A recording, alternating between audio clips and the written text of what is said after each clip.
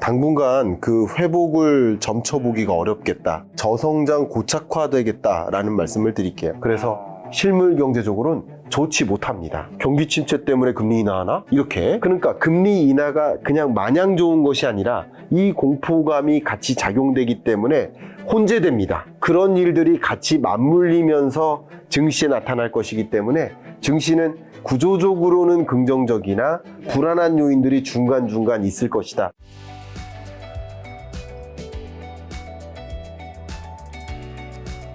교수님 오랜만에 나와주셨는데, 자, 오늘 이제 FOMC 얘기도 하겠지만, 우선은 이번에 또 신간 책도 내셨죠. 피벗 시대 2025년 경제 전망. 네. 벌써 이제 내년을 이제 전망할 시간도 되었는데요. 일단은 글로벌 및 한국 경제 전망할 시간으로 2020년, 24년 경제를 한번 해고해 준다면요. 2020에서 24년은 5년이죠. 네. 벌써 코로나19 닥친 지 5년이 됐는데 우당탕탕하는 5년이었다. 이렇게 좀 표현을 해보고요. 코로나19라는 충격도 어마어마했고 역시 그 이후에 양적 완화와 그것으로 인한 정말 강한 자산시장의 반등, 자본시장의 흐름, 폭등 이런 현상, 그리고 22년 러우 전쟁이 있었고 초인플레이션 41년 만에 최고치에 달하는 고물가 다시 등장했고 또 그 고물가를 이겨내기 위해서 빅스텝, 자이언트 스텝을 연거푸했던 이른바 초긴축의 시대가 있었습니다. 고물가, 고금리 또 그것으로 인한 경기 둔화 이런 것들이 계속 하방 압력을 줬었던 그런 경제 2020년에서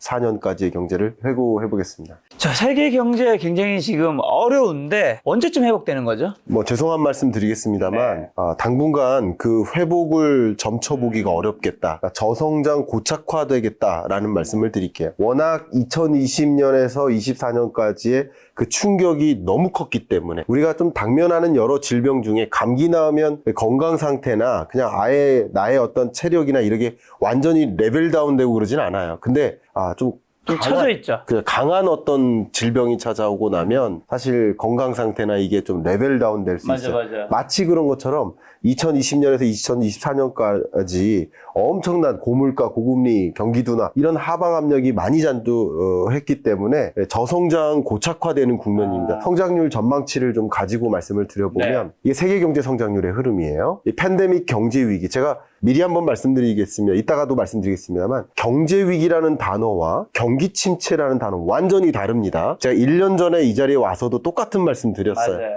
팬데믹 경제 위기, 2020년에 경제 성장률이 V자로 움푹 패이는 게 경제 위기예요. 위기죠. 그리고 23년 경제 어렵습니다. 리세션이라고 제가 말씀드렸고 24년 경제 어렵습니다. 그리고 25년 경제도 어려워요. 이런 경제를 우리 L자형 경기 둔화, 경기 침체 이렇게 볼 수 있겠습니다. 이게 경기 침체의 정의가 좀 분분한데 연간 성장률을 기준으로, 그러니까 분기별 성장률 말고요. 연간 성장률을 가지고 보통 표현할 때는 그 세계 경제의 잠재 성장률이 있어요. 10년 동안의 평년 성장률이 있어요. 그게 3.7%였는데 이제 3.7%를 아예 밑돈 채 3.3, 3.2, 3.3%로 성장률이 낮은 성장률을 계속 L자형으로 늘어지게 가는 거, 롱테일에.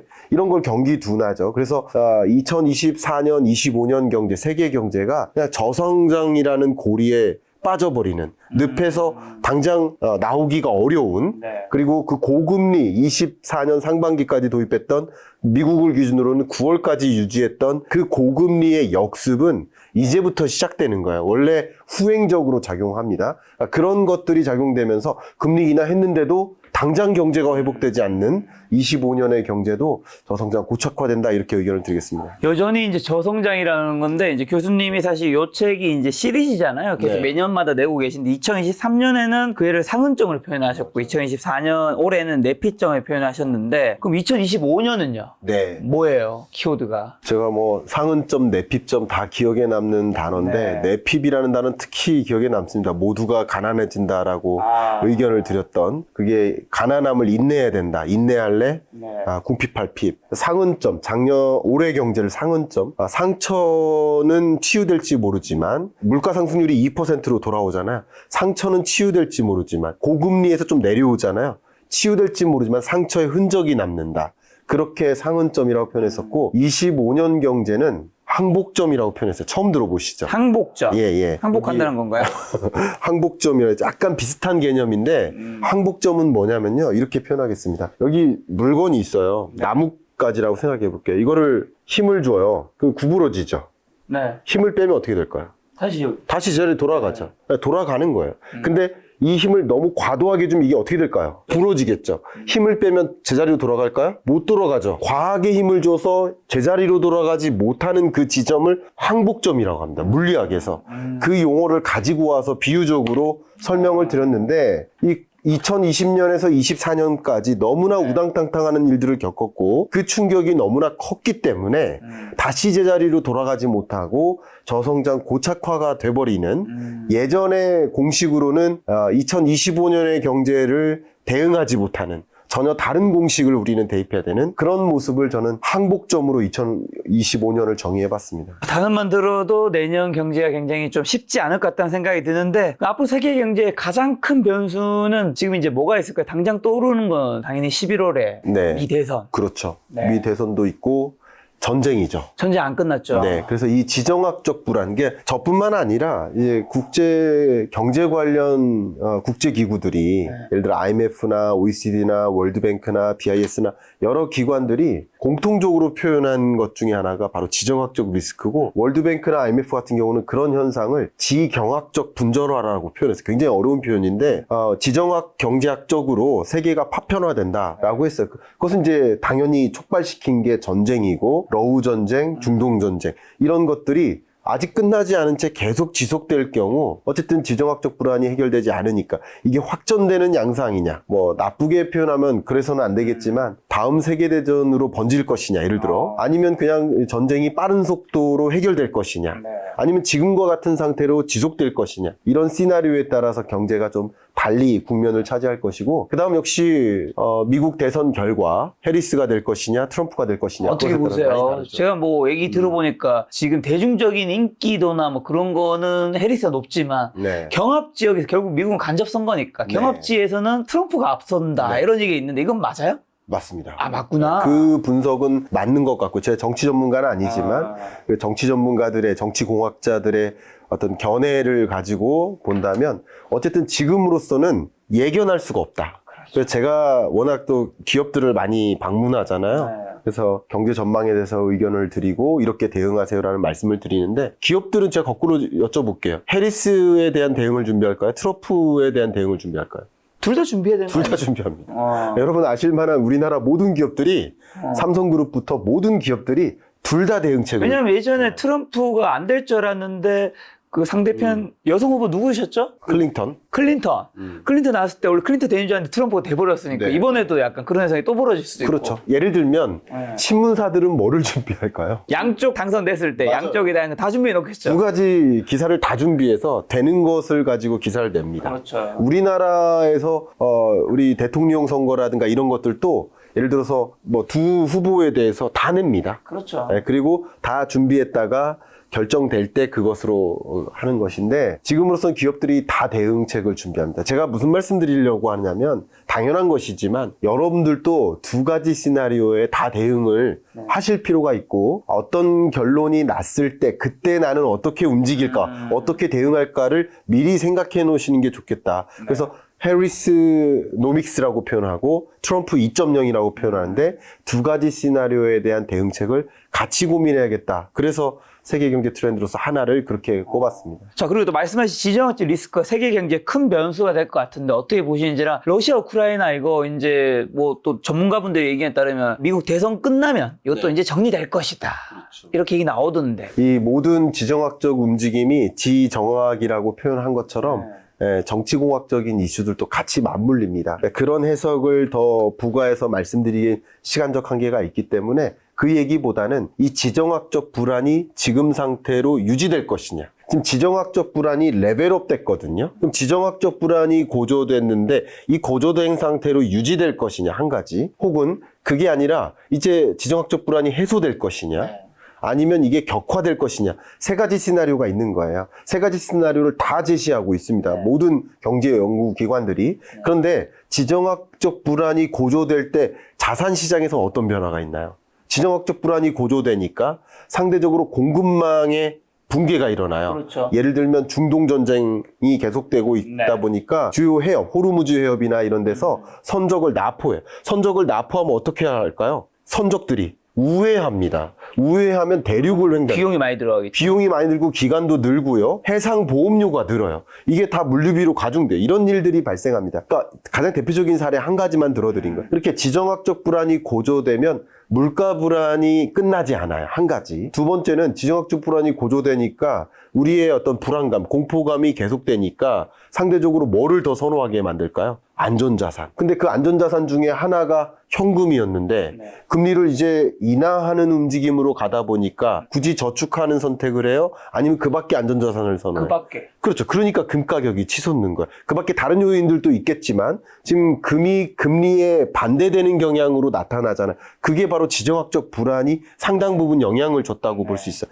이렇게 지정학적 불안이 얼마나 고조되느냐 아니냐에 따라서 경제적으로는 다른 영향을 줄 것이고 만약에 뭐 트럼프는 내가 당선이 되면 그 다음날 전쟁을 멈추겠다는 식으로 공약처럼 발표를 하고 있는데 만약에 어쨌든 누가 당선이 되든 전쟁이 빠른 속도로 중단되면 어떤 산업이 굉장히 크게 부상할까요? 재건. 그렇죠. 재건, 복구 산업. 반대로 지정학적 불안이 고조되는 경향이면 방산입니다. 제가 그래서 K방산을 여기다 소개한 겁니다. 왜냐면 여러분 총 사본 적 있어요? 어릴 때 장난감. 장난감 총만. 진짜 총은 안 사죠. 못 사죠. 총은 누가 사요? 정부가 사는 거예요. 그렇죠. 주로. 세계 주요국 정부가 국방 예산을 올려잡아요. 지정학적 불안이 고조될수록. 그러니까 방위 산업의 사이즈가 커지는 거예요. 세계 국방 예산의 사이즈를 다 합하면 글로벌 방위 산업의 사이즈가 됩니다. 근데 방위 산업의 예산을 올려잡는 과정, 불안하니까 세계적으로 그럴수록 당연히 방위 산업 사이즈가 커지고 그런 부분에 자산 시장에 영향은 미치겠죠. 이렇게 지정학적 리스크가 고조되느냐 아니냐 이런 어떤 시나리오에 따라서 물가나 금 가격이나 자산 시장이나 혹은 주가에도 상당 부분 영향을 미치는 요소로 작용할 수 있겠다고 봅니다. 자, 그럼 이제 2025년 한국 경제도 전망해 주신다면요. 제가 듣기로 내년에 한국 경기가 별로 안 좋다고 하던데. 네, 내년 경기 또 안 좋습니다. 좀 말씀드리겠습니다. 올해도 일반 시민들은 안 좋다고 느끼셨을 것 같아요. 네, 이따가도 또 구조적으로 말씀을 드리겠습니다만 미국 경제도 IMF는 성장률 전망치를 내년 이렇게 1%대로 내려올 것으로 전망합니다. 이것을 미리 말씀드린다면 미국 경기 침체 없다가 아닙니다. 경기 침체 있습니다. 그러나 경기 침체 있다고 전망합니다. 다만 그 경기 침체의 정도가 2020년 팬데믹처럼 여러분들이 걱정하는 그런 경제 위기, 구조적 경제 위기, 이 구조적 경기 침체 이런 현상이 아니라 경기 침체 현상은 나타나나 이 경기 침체의 정도가 마일드하다. 이런 걸 소프트 랜딩이라고 표현하죠. 그렇게 전망을 저도 하고 있습니다. 미국 경제 어쨌든 성장세가 둔화된다는 것은 한국 경제로서 좋은 신호는 아니죠.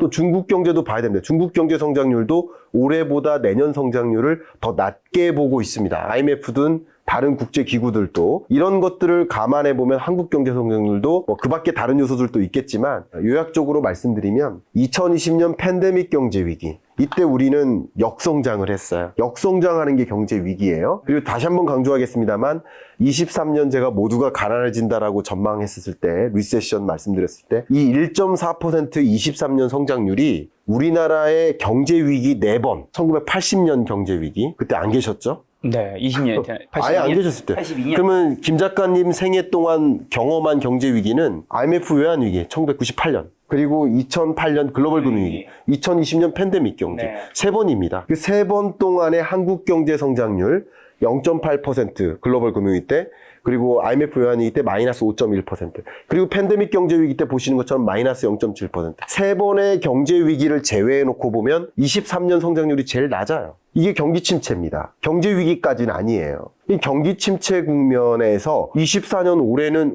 회복되는 것처럼 보이죠. 근데 이게 바로 기저효과예요. 기저효과에 따른 수학적인 반등이에요. 네. GDP 증가율이 반등하는 것처럼. 다만 이럴 때 구분하시기 위해서 이렇게 보시면 좋겠습니다. 23년과 24년 성장률을 평균하면 얼마예요? 산수 해보세요. 3.8을 2로 나누면 1.9%. 9%. 그죠? 이거 그대로 나가야 됩니다. 1.9% 성장률이니까 네. 우리나라 잠재 성장률 2%를 어때요? 밑돌죠. 네. 이걸 제가 연간 기준의 성장률 기준으로 경기 침체 현상이라고 말씀드렸죠. 그리고 25년도 저는 1.9%로 전망합니다. 그러니까 이게 기저효과를 상쇄시키고 분석을 한다면 23, 24, 25, 1.9%.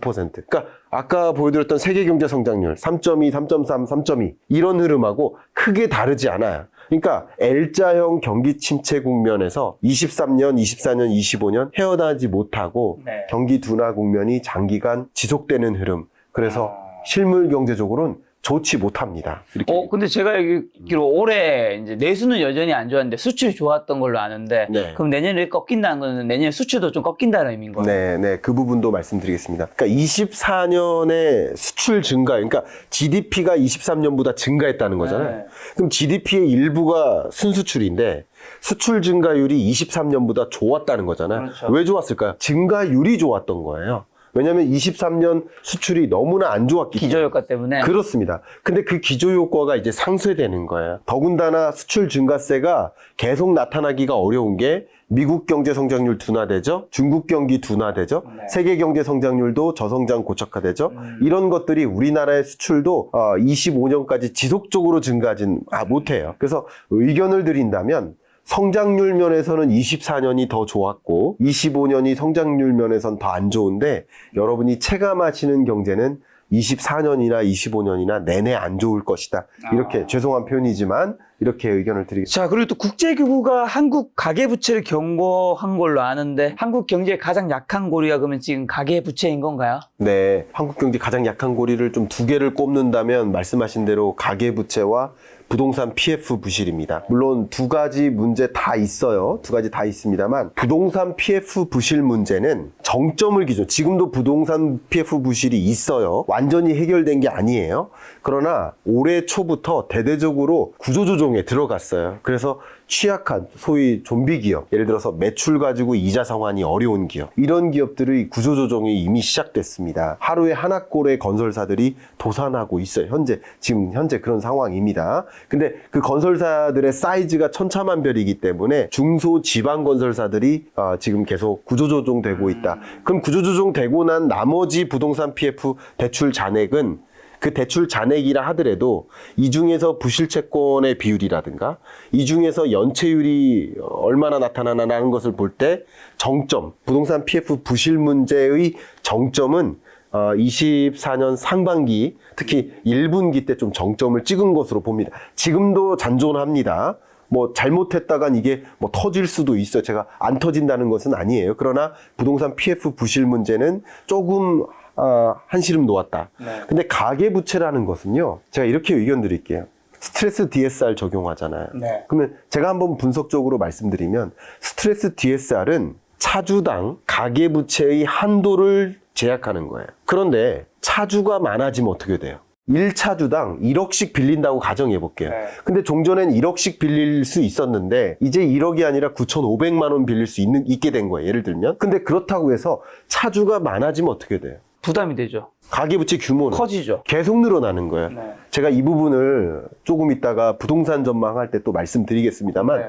차주가 늘어납니다. 차주. 그러니까 차주당 가계부채 규모는 제약적으로 이렇게 통제하려고 하지만 금융규제를 통해서 그러나 차주 수가 늘어나는 경향이 무시 못하고 왜냐하면 이게 좋은 표현은 아니지만 여러분 금리는 대출 상품을 이용하는 가격이에요. 예를 들어서 정수기 이용하면 렌탈료 내죠. 그렇죠. 근데 렌탈료가 싸지면 정수기 더 쓰고 싶죠. 네. 가격에 이렇게 탄력적으로 적용되는 사례예요. 네. 그러니까 금리가 떨어진다는 것은 대출 상품의 가격이 떨어지는 거예요. 쉽게 말하면 대출 상품을 이용하는 태도가 더 긍정적이 돼요. 그렇죠. 매력적이 돼요. 네. 그럼 차주 수가 늘어나요. 그래서 가계부채 규모는 더 늘어날 수 있습니다. 한 가지고요. 두 번째, 이건 좀 더 구체적으로 설명해야 되는데 스트레스 DSR의 구조 중에서 한 명당 소득 대비, DSR이니까 소득 대비 얼만큼 대출할 수 있다라는 한도를 적용하는 건데 여기에 가산금리를 적용해서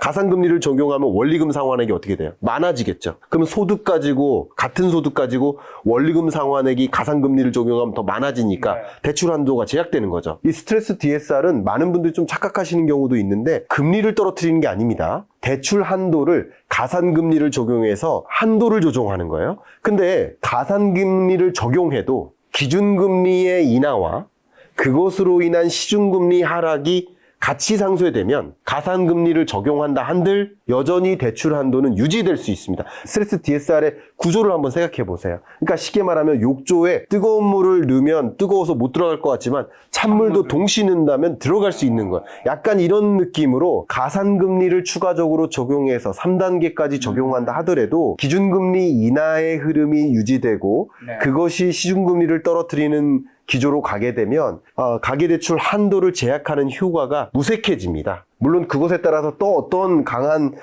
금융규제를 도입할지 모르지만 현재까지 계획하고 있는 스트레스 DSR 구조상 가산금리 적용보다 시중금리 하락폭이 더 클 수 있습니다. 그러니까 이런 것들도 결과적으로는 가계부채 규모는 늘어날 수 있고요. 또 부동산 가격이 상승하는 기조가 계속 유지된다 그러면 초반에는 투자자가 근데 점점 내 집 마련 잠재적인 수요자가 실거주자가 그리고 영끌족들이 전반적으로 붙을 경향이 있어요. 이런 것들이 부채를 일정 부분 떠안고 하거든요. 이런 효과고요. 스트레스 DSR을 한 가지만 또 의견을 드리면 스트레스 DSR이 좀 잘못 적용될 경우 어떤 부분 또 고려를 해야 되냐면 제가 가계 부채가 이만큼 필요해요. 빚이 필요해요. 당장 필요합니다. 근데 대출을 막아요. 김 작가님이 안 빌려준대요.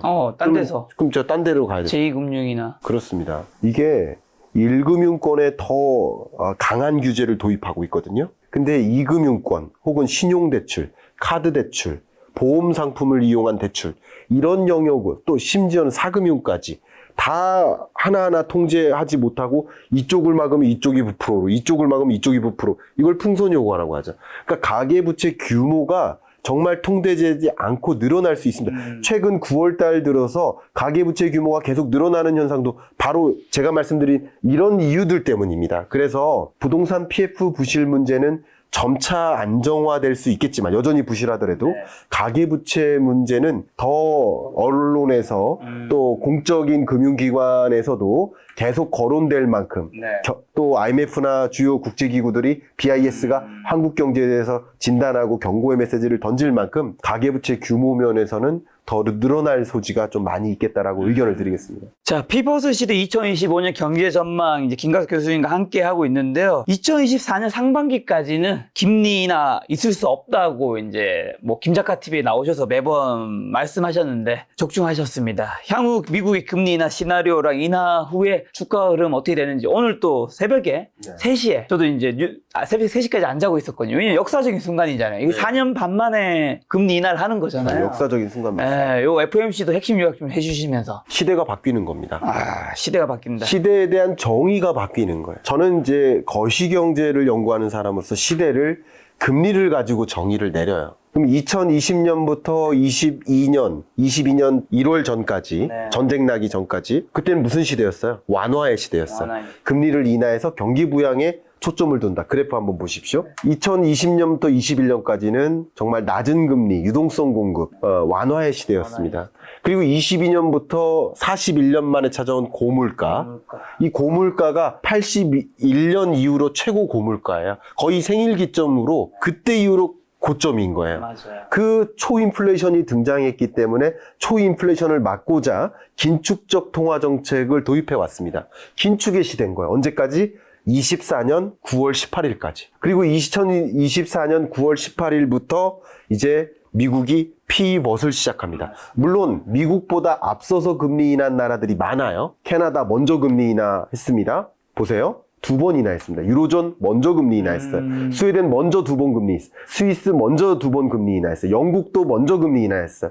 여기에 나오지 않은 주요국들도 또 여러 나라들이 먼저 금리 인하했어요.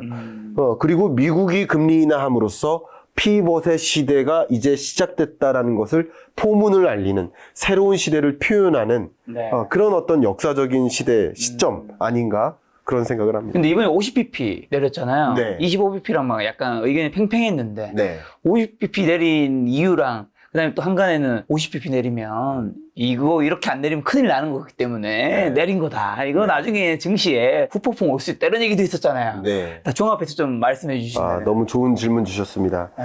일단은 통화 정책의 메커니즘에는 안 맞는 정책이에요. 빅컷이라는 것은. 제가 뭐 역대 연준 의장 중에 굉장히 좋아하고 많이 공부하는 그 분이 이제 그린스펀. 너무 유명하시죠. 유명하시죠. 이분이 언제부터 연준 의장을 하셨냐면 1987년 88 올림픽 전 언제까지? 2006년까지 20년 얼마만큼 연준 의장을 5회 했습니다. 그래서 전설의 연준 의장이라고 해요. 근데 이분이 2006년에 이제 연준 의장을 마감하고 어떤 표현을 했냐면 비상 상황이 아니면 빅컷은 없다. 베이비로 해라. 예, 그러니까 베이비 스텝으로 금리 통화 정책 기조를 전환하는 것이 네. 통화 정책의 메커니즘이다. 그게 교과서입니다. 저도 공부한 교과서예요. 근데 그 통화 정책의 메커니즘을 벗어난 거예요. 그러면 정말 비상 상황이냐? 정말 비상 상황이냐? 그러니까. 정말 비상 상황은 또 아니라고 생각합니다. 네. 왜냐하면 뭐 또 그 이야기를 들려면 또 1시간 가지만 단적인 근거로 말씀드릴게요. 비상 상황이냐? 만약에 우리 이 자리에도 출연하시는 명예퇴직하시는 교수님들 계세요. 65세가 정년이죠. 그러면 취업자였다가 실업자로 바뀌는 분들이 계세요. 그 중에. 그렇죠. 그죠? 경우마다 다르지만 실업자로 바뀌는 분들이 계세요. 그러면 이런 분들이 명예퇴직하시는 만 65세 교수님들이 퇴직하는 과정이 실업자가 생기는 건데 베이비붐 세대가 은퇴하거나 하면 그러면 이게 경기가 악화돼서 실업자가 늘어나는 거예요? 아니요. 나이가 되니까. 자연스러운 실업자죠. 그렇죠. 그 자연스러운 실업자가 그 전체 인구에서 이만큼 될 것이다.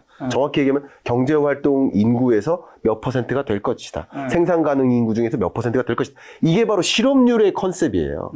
그 실업률이 4.5%까지는 자연 실업률이다라고 보는 거예요. 자연적으로 발생하는 실업자의 비중이다. 근데 미국의 실업률이 정점이 4.3% 7월 그리고 8월 실업률은 4.2%로 떨어졌어요. 아직 실업률을 기준으로 다른 어떤 기준으로 보아도 자연 실업 상황을 통제되기 어려운 만큼의 그런 상황의 실업 상태는 아니에요. 그런데 이렇게 금리 인하를 한 것은 네. 상당히 보험적 금리 인하다. 보험적. 예, 보험적. 미리 반영한 거다. 혹은 한 가지는 보험적. 왜냐하면 지금까지는 5.5% 금리를 유지했어도 고용의 상당한 붕괴까지는 아니었는데 어쨌든 고용시장이 냉각되고는 있으니까 이걸 놔뒀다가는 고용시장이 더 냉각될 수 있다. 그러면 통화정책 관점에서 두 가지 목표죠. 맨데이트라고 하죠. 책무. 하나가 뭐예요? 물가 안정. 그 물가 안정 목표 이뤘다라고 오늘 표현했죠. Greater Confidence라는 표현까지 썼어요. 나는 물가 안정됐다라는 정말 그레이터한 자신감이 생겼다라는 표현까지 생길 만큼 물가 안정 목표는 거의 이뤘다고 보면 돼요. 그러면 이제 통화정책 기조를 뭐만 생각하면 돼요? 고용 안정만 생각하면 돼요. 네. 이건 완전히 이뤘으니까 이제 고용 안정만을 위해서 적극적으로 금리 인하 하겠다라는 의지, 향후 고용시장이 점차 냉각될 것을 우려해서 보험적으로 금리 인하했다고도 볼 수 있고요. 어쨌든 고용시장이 냉각되고 있는데 실업자가 늘어나고 있는데 이게 바람직한 현상은 아니잖아요. 어느 정도 예견했을지라도. 그래도 어쨌든 이런 것들을 내버려 둘 필요는 없어요. 물가가 안정화됐다면. 그러니까 7월에 금리 인하 했어야 되는 거 아니냐 하는 그런 고민. 그래서 7월 금리 인하 안 한 것까지 9월에 같이 하는 빅컷이다라는 해석이 있고요. 네. 세 번째 해석은 이거 정치적인 거 아니냐.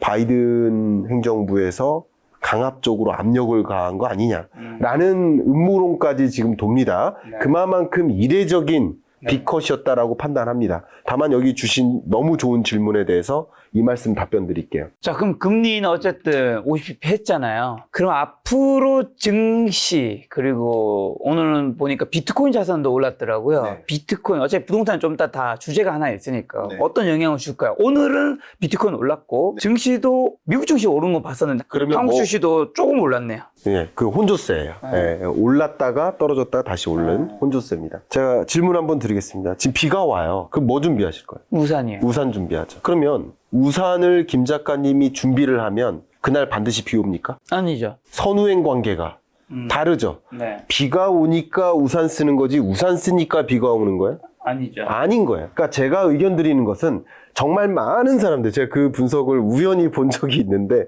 다른 분의 말씀은 듣진 않는데, 어떤 기자의 그 방송을 좀 우연히 봤는데, 역대 기준금리를 인하했을 때마다, B컷으로 금리 인하했을 때마다 경제 위기가 왔었다. 근데 경제 위기 와서 금리 인하 B컷 한 거예요? B컷의 금리 인하를 했기 때문에 경제 위기 온 거예요. 경제 위기 왔기 때문에. 그거죠. 이게 통화정책의 메커니즘이고 상식입니다. 근데 많은 또 사람들이 경제위기 왔기 때문에 B컷 한 거다. 트럼프도 그런 주장을 했죠. 그래프 한번 보겠습니다. 근래 그린스펀 이후에 2008년, 9년 글로벌 금융위기 왔어요. 그래서 금리를 어떻게 합니까? B컷으로 대대적으로 금리 인하했었죠. 역시 팬데믹 경제위기 왔어요. 이때 어땠습니까? 금리를 대대적으로 인하했죠. 그러니까 지금은 IMF 전망으로는 올해가 2.6, 내년이 1.9%, 역시 페드의 전망으로는 올해가 2.0, 내년이 2.0. 이런 성장률의 전망치가 경제 위기가 아니에요. 경기가 둔화되거나 침체되거나 뭐 이런 수준인 거지 경제 위기 상황은 아니에요. 그래서 금리 인하를 대대적으로 B컷으로 하면 경제 위기다라는 것은 선후양 관계, 인과관계를 잘못 규명한 거다라고 저는 의견을 드리고요. 그런 면에서 고용시장이 다소 냉각되고 있는데 어쨌든 5.5%의 금리를 계속 유지할 필요 없다. 어쨌든 고용시장이 냉각되고 있고 물가는 안정화됐는데 5%도 제약적인 거 아니냐. 그래서 어쨌든 5%의 제약적인 금리로 여전히 내려와도 된다라는 보험적, 그러니까 하드랜딩까지는 막고자 하는 그런 보험적 금리 인하였기 때문에 또 금리 인하 이후에 실물 경제가 회복되는 양상이 나타날 겁니다. 강한 회복은 아니지만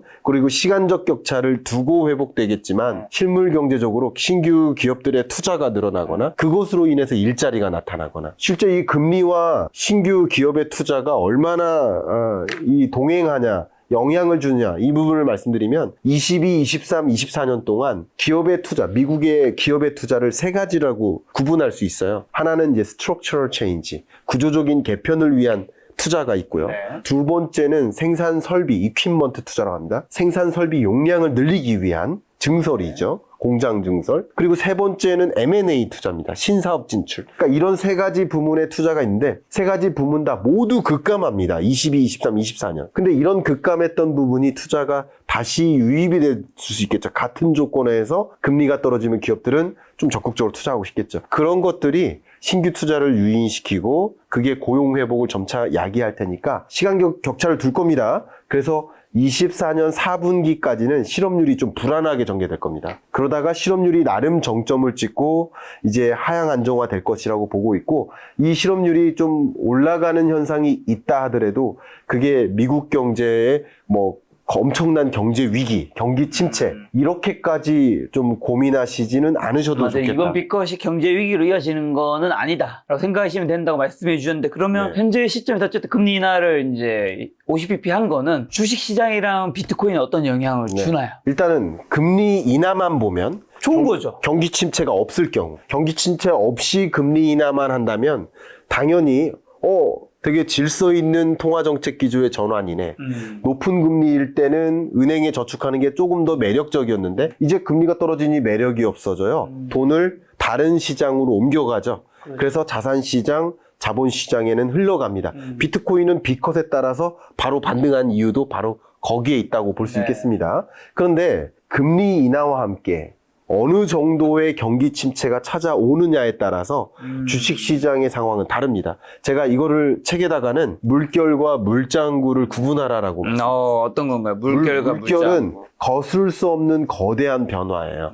그런 기조적인 흐름입니다. 미국 경제 성장률의 기조적인 흐름을 먼저 기억해 보세요. 다만 계속 어떤 어린아이들이 계곡에서 놀다가 자꾸 물장구 이렇게 물결이 저한테 튈 수 있어요. 근데 그 물결을 맞으면서 이거 거대한 파도가 밀려오네? 이렇게 오해하실 필요는 없습니다. 그렇죠. 근데 그런 현상이 자본시장에 나타날 겁니다. 실업률 지표가 발표되는데 예를 들어서 4.3%를 초과하는 실업률이 또 나온다든가, 기대는 예를 들어 4.0이었는데 기대를 초과하는 4.1%가 나온다든가, 뭐 취업자 증감도 마찬가지. 네. 뭐 여러 가지 고용 지표들이 부정적으로 발표될 때마다 경기 침체 오네, 하드 랜딩 오네, 네. 경제 위기 오는 거 아니야? 지난 8월 초처럼. 그렇죠. 8월 5일 블랙 먼데이처럼 그런 현상들이 또 계속 야기될 수 있기 때문에 증시는 조정과 상승을 거치면서 움직일 것이다. 그러니까 변동폭이 좀 심할 겁니다.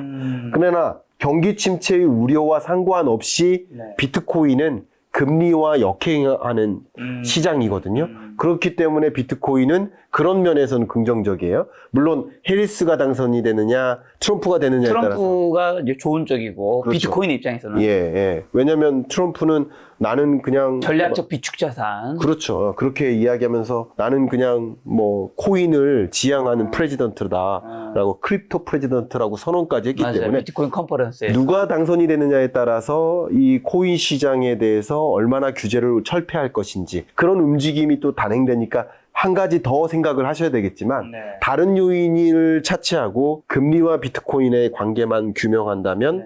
오히려 긍정적이다. 그리고 이 거시적인 관점에서만 가볍게 부동산 시장을 코멘트하고 이따가 집중적으로 부동산 시장을 분석해드리겠습니다만 가볍게 코멘트한다면 증시가 불안해요. 금리는 떨어져요. 맞아요. 그러면 은행에서는 돈이 빠져나와요. 네. 증시에서도 빠져나와요. 일정 부분. 그리고 금리 인하와 함께 우리가 위협적으로 고려해야 될 요소가 뭐죠? 엔캐리 청산, 그리고 미국의 국채 보유 규모 축소. 네. 이 두 가지 변수가 같이 맞물릴 수 있어요. 그러니까 경기 침체 공포, 엔캐리 청산 공포, 미국 국채 보유 중국의 축소. 이런 움직임이 금리 인하할 때마다 같이 고민될 거야. 이번처럼. 또 고민되는 거야.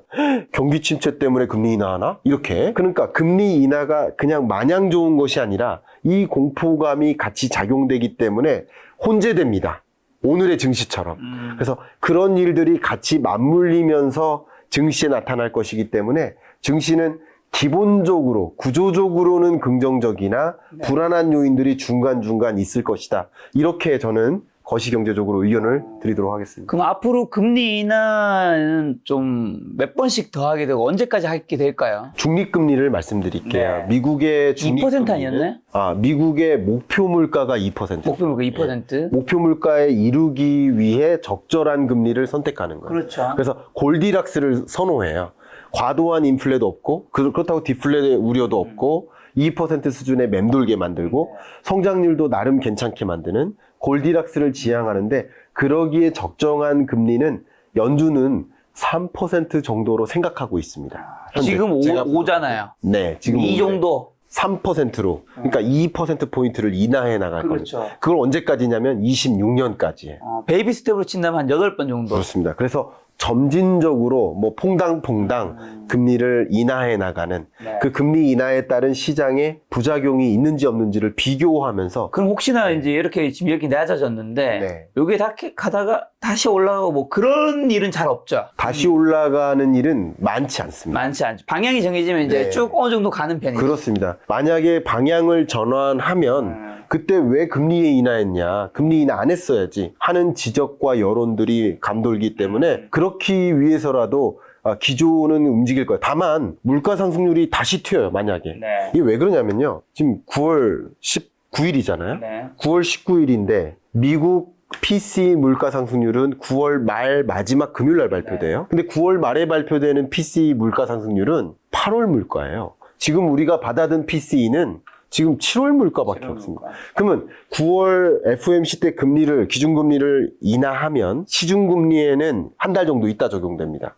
실제 시중금리는. 그럼 시중금리가 그때, 그러니까 만약에 여러분들이 시중은행에서 대출받은 그 금리에 적용되기까지는 그러면 그게 실물 경제적으로 영향을 미치고 물가에, 고용에 영향을 미치는 것은 한참 뒤에요. 그러면 9월 금리 인하에 따른 실물 경제적 영향은 예를 들어서 빨라도 10월에 작용한다. 그럼 10월의 물가 상승률은 언제 확인할 수 있어요? 11월 말에 확인할 수 있어요. 그러니까 결과적으로 11월 말에 확인하는 그 물가 상승률이 여전히 높다. 예를 들어서 그러면 금리 너무나 높은 2차 인플레다. 이렇게 우려가 된다면 추가 금리 인상을 할 수도 있지만 그런 우려가 없다. 지금처럼 뭐 그레이터 컨피던스 같은 강한 확신을 갖고 있는 상황하에서는 통화정책 기조는 점진적으로 3%를 향해 이렇게 퐁당퐁당 베이비 스텝으로 인하해 나갈 가능성이 가장 높다라고 의견을 드리겠습니다. 그러면 지금 이제 교수님 말씀 들어보니까 이제 금리 인하 자체는 굉장히 좋은 신호지만 경기 침체 강도에 따라서 이제 이게 얼만큼 플러스가 되냐 마이너스가 되느냐를 결정 짓는 것 같은데 그 두 가지를 다 검토했을 때는 요 물결은 좋은 물결인 건가요? 검토했을 때 기본적으로는 좋은 물결이죠. 그러니까 주식 투자자 입장에서는 네. 그죠? 혹은 부동산 투자자 입장, 내 집 마련을 희망하시는 분들 입장에서는 어쨌든 그 자산 시장이나 자본 시장에는 네. 금리 인하는 긍정적인 거죠. 다만 경기의 하드랜딩 상황, 강한 경기 침체, 경제 위기가 없다라는 전제에서는 당연히 긍정적인 일들이 많이 있을 거라고 보겠습니다. 자, 근데 세계 경제는 좀 지지부진한데 현재까지는 어쨌든 미국 경제가 굉장히 양호한 편이잖아요. 네. 왜 그런 거죠?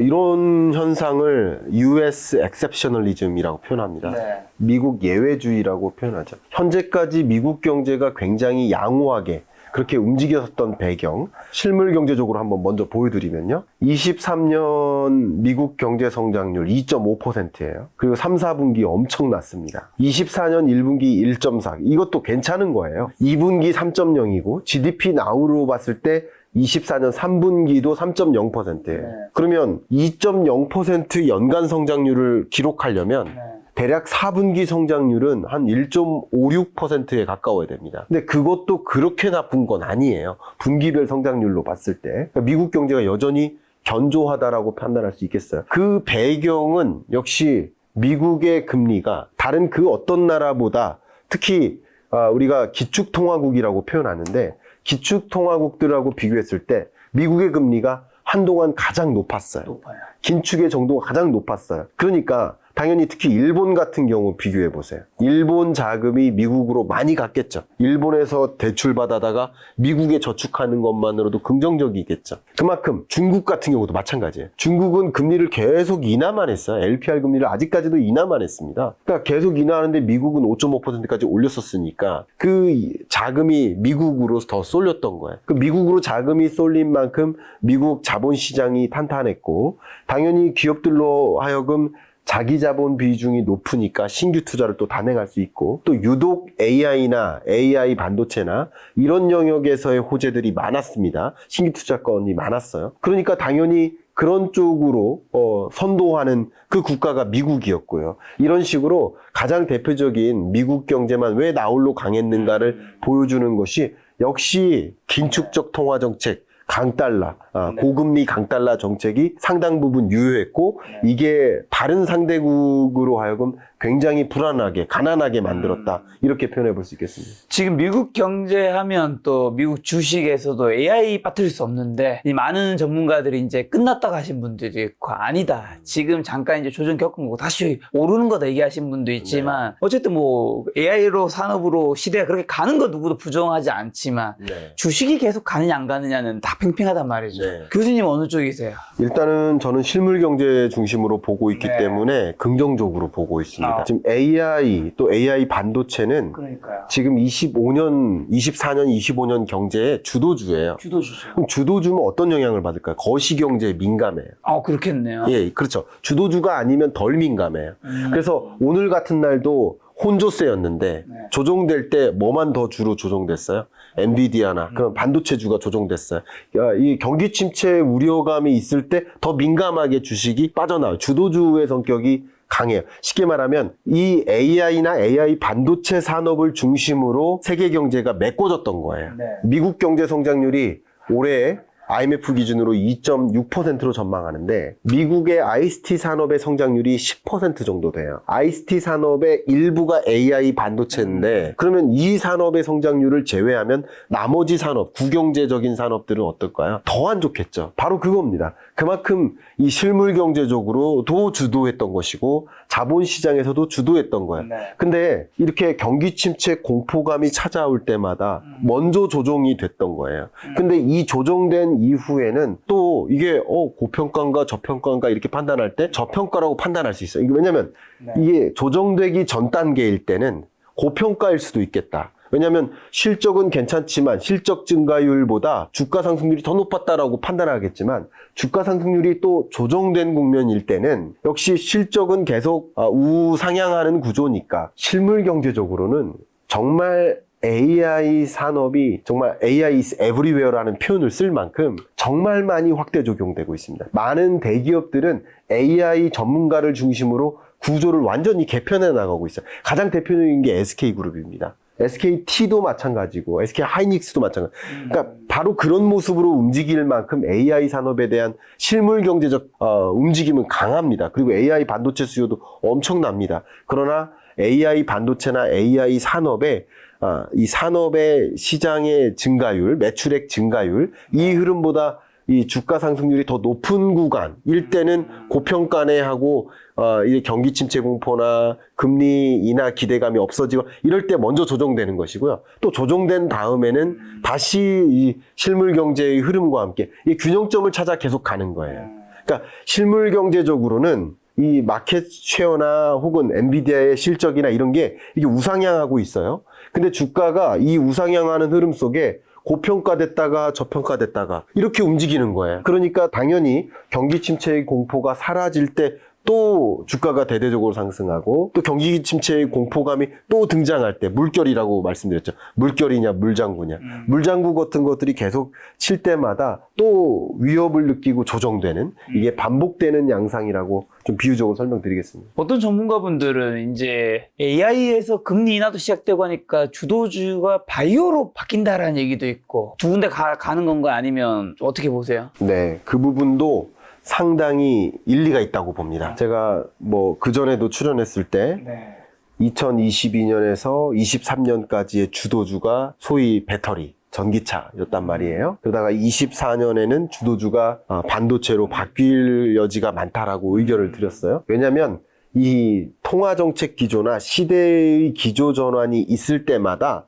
통상적으로 주도주가 바뀌는 경향이 있어요. 그 당시에 유독 쌌었던, 저평가됐던 그런 종목이 또 주도주로 부상할 가능성이 있어요. 그러나 AI라는 산업 섹터가 실물 경제적으로 여전히 뒷받침되기 때문에 주도주가 바뀔 만큼까지는 아니고요. 저는 24년 하반기와 25년을 전망할 때 반도체의 주도주적인 영향력은 좀 줄어들고요. 바이오의 주도주적인 영향력은 올라가지만 여전히 반도체가 또 AI가 주도주 역할은 아직은 할 것이다 라고 의견을 드리겠습니다. 자, 그럼 피벗의 시대인데 앞으로 이제 금리 인하는 어쨌든 계속 몇 번은 더 이어질 거잖아요. 이런 시대에 이제 앞으로 우리 자산 포트폴리오 측면에서는 예금, 채권, 주식금, 달러, 비트코인 다양한 게 있죠. 어떤 걸 좀 중심적으로 모아가야 될까요? 저의 어쨌든 의견은 지정학적 불안이 향후에도 고조될 것이다라고 여러분이 판단하신다면 그런 징조들이 또 추가적으로 나타난다면 금을 모아가시는 것도 나쁘지 않겠다라고 생각을 합니다. 금리는 떨어지고 지정학적 불안까지 계속 고조되는 상태가 유지된다면 근데 역시 지정학 불안의 시나리오에 따라 다른 거예요. 그래서 금을 꼭 현물을 사실 필요가 있는 것이 아니라 그 밖에 다른 금 투자 방법이 있으니까 그런 관점에서 의견을 좀 드려보고요. 기본적으로 저축 비중은 이제 줄여나가는 현금 보유 비중은 점차 줄여나가는 과정으로 의견 드리고요. 주식시장은 괜찮긴 하나 위협적인 요소들이 있을 때마다 예를 들어서 일본의 금리 인하 가능성이 고조된다든가 미국의 빚컷 가능성이 다시 고조된다든가 이럴 때 이런 위협적인 요소 경기 침체 공포, 엔캐리 공포 그리고 중국의 미국 국채 보유 규모 축소 이런 공포감이 또 주가의 하방 압력으로 뚱뚱 작용할 거예요. 그래서 그런 위협적인 것들을 좀 거시경제적으로 잘 구분해내면서 이겨내실 거라고 생각한다면 전 주식 비중 늘리는 것도 나쁘어 보이진 않다라고 주식과 지금 금. 네. 근데 저는 이런 불안 요인들이 여전히 있고 지정학적 불안도 더 고조되지 않을 수도 있겠다라는 특히 이제 예를 들어 트럼프가 등장하거나 해리스가 등장하거나 여부를 지금 모르니까 그런 것에 따라서 또 대선을 앞에다 두고 지정학적 불안이 고조되는 경향도 있어요. 원래 정치공학적으로 그렇게 해석을 합니다. 그런 것까지 생각을 해본다면 굳이 이런 여러분이 포트폴리오를 어떻게 구축할까라는 관점에서 의견을 드린다면 부동산 보유 비중을 늘려가는 것이 적절할 수 있겠다라는 의견을 좀 드려봅니다. 달러나 비트코인은요? 코인 같은 경우는 역시 굉장히 중요한 변수가 트럼프냐 맞아요. 해리스냐가 있기 때문에 트럼프가 당선될 거라고 여러분 확언하신다면 당연히 코인을 추천할 수 있겠지만 그거는 그 변수는 저도 모릅니다. 그리고 달러 같은 경우는 이제 강달러와의 작별이라고 생각하시면 좋겠습니다. 그러니까 이 강달러는 슈퍼 강달러와의 작별이라고 생각하시면 좋겠고요. 그러나 이 슈퍼 강달러와는 작별하지만 강달러 기조는 상당 부분 유지될 가능성이 있습니다. 예, 그 부분은 굉장히 많습니다. 왜냐하면 지정학적 불안 속에서 안전자산으로서의 성격도 강하고 세계 주요국들보다 여전히 미국의 금리가 높아요. 그런 것들이 역시 강달러 현상. 여기 보세요. 이게 여러분 달러 인덱스를 구성하는 주요 나머지 기축통화국들의 금리입니다. 보시면 미국의 금리의 상황이 그 어떤 나라보다 여전히 높게 유지돼요. 그리고 다른 나라들은 선제적으로 금리를 인하한다든가 더 낮은 금리를 향해 움직이고 있어요. 특히 유럽 경제들 있죠. 영국, 유로존, 스웨덴, 스위스. 유럽 경제가 굉장히 부진하거든요.